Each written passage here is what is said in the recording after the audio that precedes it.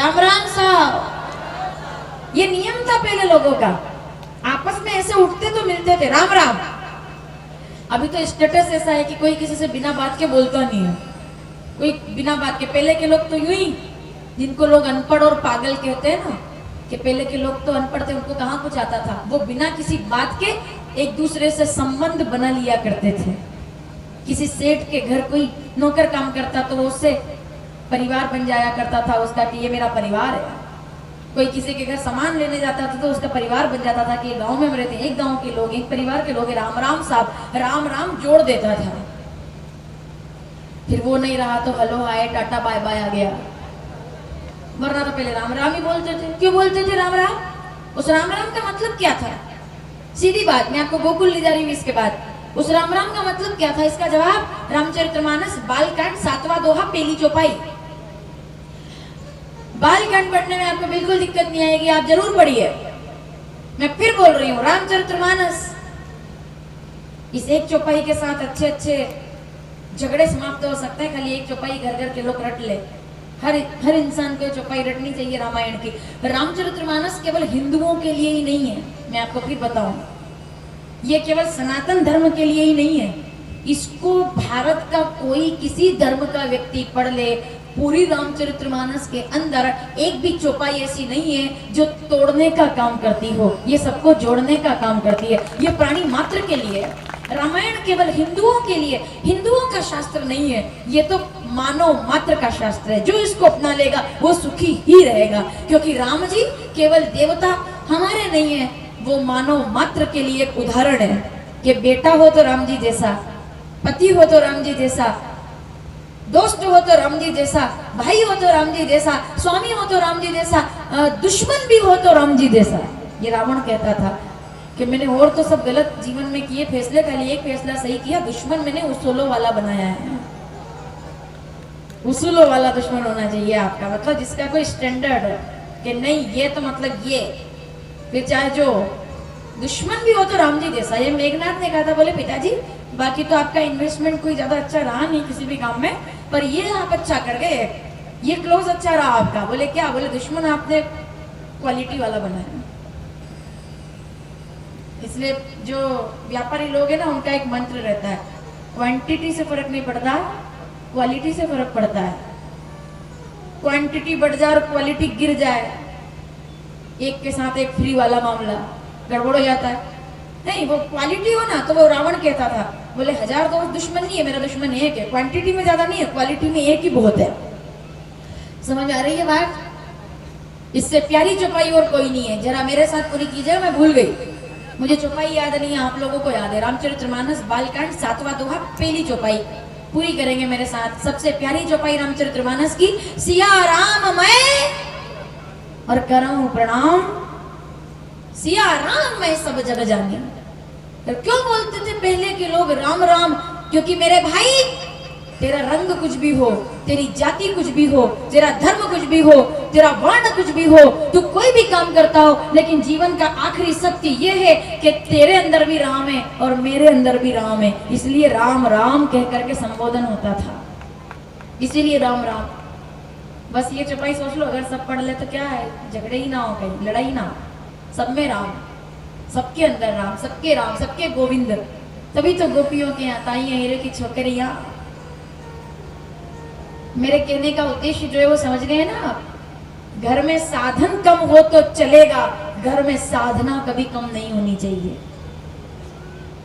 दो चीजें कम हो गई चलेगा, दौड़ के काम कर लो चलेगा, लेकिन साधना में कमी नहीं आनी चाहिए, साधना रहनी चाहिए। उमा कहाऊं, बात पूरी करते हैं। माता पार्वती ने कहा क्या है कैलाश पर, तो भोलेनाथ कहते पार्वती सुनो, उमा कहाऊं मैं, 38वां दोहा तीसरी चौपाई अरण्यकांड रामचरितमानस।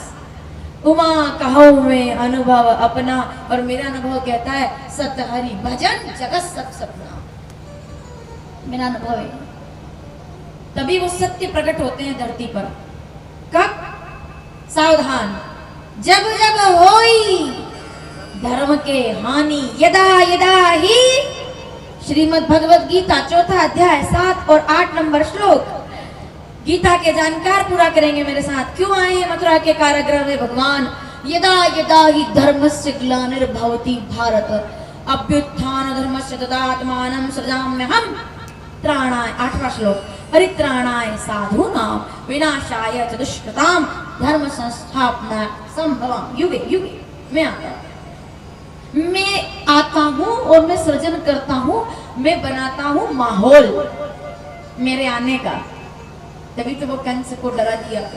देवता लोग भी किसी मामले में कम नहीं पड़े। ये भी वो अच्छा भला जा रहा था छोड़ने के लिए देवकी जी को, तो आकाशवाणी कर दी। मतलब चैन से कैसे रह जाए, वो भी आकाशवाणी कर दी। बोले देवकी क्या आटा बताओ आप, कंस की जगह कोई भी होगा तो यही करेगा। उसके लिए माहौल बनाया। कर्म, जब तक ये कर्म वैसे नहीं करेगा तब तक इसको परिणाम भगवान देखता है बस सब कि तू क्या क्या कर रहा है। कई बार लोग कहते हैं कि बुरे कर्म करते टाइम पे ही भगवान उसको दंड क्यों नहीं देते हैं, बाद में क्यों देते हैं? सही सवाल है। कोई चोरी कर रहा है, किसी से घपला कर रहा है, घी में आलू मिला रहा है या मिर्ची पाउडर में ईंट मिला रहा है, चावल में कंकर मिला करके गरीबों के लिए तोल रहा है, या बिल्डिंग बनाते समय घोटाला कर रहा है, मतलब ये अलग अलग प्रकार हो सकते हैं ना। बेईमानी कर रहा है, किसी काम में दूध में पानी मिला रहा है, तो उसी टाइम पे भगवान उसको एक नियम होना चाहिए था कैसे उसको लगती अरे भगवान देख, पता चल जाए। सायरन बजना था, सायरन ऐसे देख तो रहा है भगवान, तो पीछे से पड़ती फिर उसको ऐसे, तो देखता कि अच्छा भगवान देख रहे। नहीं में ये हो सकता था, नहीं भगवान ने ये नहीं किया, बाद में उसको सजा। ऐसा क्यों? जवाब अच्छा लग जाए तो समर्थन करना, वरना कोई बात नहीं। बड़ा प्यारा जवाब है। एग्जाम देने गए होंगे आप कभी। कुछ बच्चे होते हैं जो ईमानदारी से पेपर लिखते हैं, और वो जो घूमता रहता है ना, जिसकी जो ड्यूटी लगती है वहां एग्जाम में हाल में, टीचर्स की ड्यूटी लगती है कि देखना कि कोई चीटिंग ना करे। कोई बच्चा बहुत अच्छी राइटिंग में लिख रहा है, तो वो जो टीचर है अच्छे लिखने वाले को क्या वो उसी टाइम पे पीठ थपका कर शाबाशी दे सकता है कि बहुत बढ़िया लिख रहे हो? तो बताओ, नहीं दे सकता। उसको खाली देखना है कि लिख रहा है, ठीक देख लिया। इतने में उसने देखा कि इसके पीछे वाला तो टीप टीप के लिख रहा है, चीटिंग कर रहा है, देख रहा। अब वो पीछे वाला देख तो लेता, लेकिन उस टाइम पे भी उसको कुछ नहीं कहता। उसको नजर में तो है कि इसने गड़बड़ की है। परीक्षा देते समय ना तो परीक्षा लेने वाला शाबाशी देता है, ना उसको टोकता है, लेकिन उसको पता है कि अच्छा लिखे या बुरा लिखे, इसका रिजल्ट बनाना तो मेरे हाथ में है।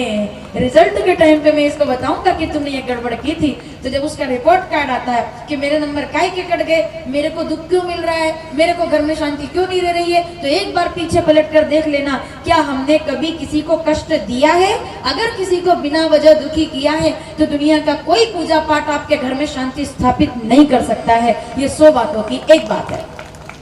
और अगर आपने कभी किसी को दुख नहीं दिया, हमेशा सबको खुशियां दी है, तो पूरी दुनिया 100 कौरवों की तरह आपकी दुश्मन बन जाए, ड्राइवर बनने के लिए कन्हैया तैयार खड़ा हुआ है कि मैं तुम्हारी गाड़ी चलाऊंगा, तू चिंता क्यों करता है, जा तो राखे साइया। तेरा कर्म अच्छा होगा तो भी रिजल्ट मैं बनाऊंगा, तेरा कर्म बुरा होगा तो भी रिजल्ट मैं बनाऊंगा। कर्म तेरे हाथ में है। अरे पूरी की पूरी गीता लिख दी भगवान ने इस बारे में कि टीपना तेरे बस में है, राइटिंग लिखना तेरे बस में है, रिजल्ट देना मेरे बस में है।